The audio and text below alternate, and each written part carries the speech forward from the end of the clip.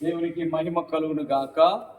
మరి ఇది ఇలాగ మనం సిద్ధపరచడానికి గల కారణం ఏంటంటే, ఆ సువార్తని ఈజీగా మనము ప్రజలకు తెలియపరచవచ్చు. యేసుక్రీస్తు ప్రభు ఎలా పుట్టాడు, పుట్టినప్పుడు జరిగిన సంఘటనలను వెంటనే వివరించవచ్చు. ఎలాగంటే ఇదిగో ఇదొక మరి గొర్రెలు నివసించేటువంటి స్థలము, ఒక గొర్రెల పాకలాగా అనిపించినటువంటి స్థలములో ఆయన పరుండ పెట్టారు అనేటువంటి విషయాన్ని మనం ఇక్కడ చూపించవచ్చు.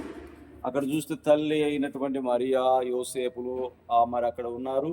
వారిరువురు కూడా నజరేతు నుండి బెత్లెహేమునకు వెళ్ళి అక్కడ ప్రజా సంఖ్యలో వారి పేరు రాయించుకొని చుంటున్నప్పుడు మరి నిండు చూడాలుగా ఉన్నటువంటి మరియమ్మ ఆ యొక్క సమయంలో యేసుక్రీస్తు ప్రభువుకి జన్మ ఇచ్చింది. కాబట్టి బెత్లెహేములో పుట్టినటువంటి వాడిగా మనకు పేర్కొనబడుతుంది.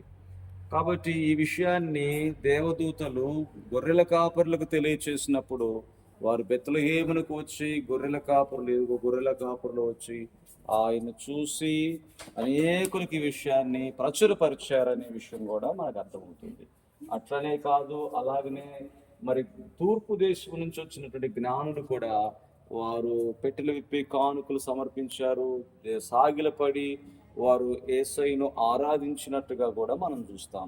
అంటే యేసుక్రీస్తు ప్రభు మామూలు మానవుడుగా కాదు, కానీ ప్రవచనాలు నెరవేర్పుగా అనేకులు ఆరాధించుటకు ఆరాధనకు యోగ్యుడుగా ఉన్నటువంటి యేసుక్రీస్తు ప్రభు 2000 సంవత్సరాల క్రితం వచ్చి ఆయన శిలువ మరణమును పొంది అనేకుల పాపములను ఆయన మీద మోపుకొని మరి పాప క్షమాపణ అనేకులకు దయచేసి మరి అనేకులకు ప్రయోజనముగా ఆయన బలిగా సమర్పించబడ్డాడు.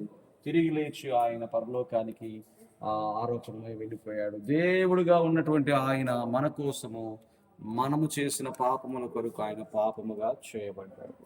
కాబట్టి సువార్తను నమ్మినటువంటి వారు, విన్నవారు ఆయన నామం విశ్వాసం ఉంచితే వారు నిత్య జీవములో వారసులుగా ఉంటారు. దేవునికి మహిమ కలుగును గాక.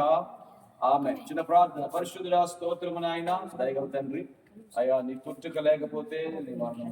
అవును ప్రభు, పుట్టుక, మరణము, పునరుద్ధానం ప్రాముఖ్యమైనటువంటి దిశగా మా జీవితకాలం మేము తెలుసుకున్నాం. ఇంకా తిరిగిన వారికి తెలియపరచున్నట్లుగా మాకు జ్ఞానం దయచేయండి. మీ నామమునకు మహిమకరముగా మమ్మల్ని నిలబెట్టండి. యేసుక్రీస్తు నామమును బట్టి ప్రార్థిస్తున్నాను. ఆమేన్.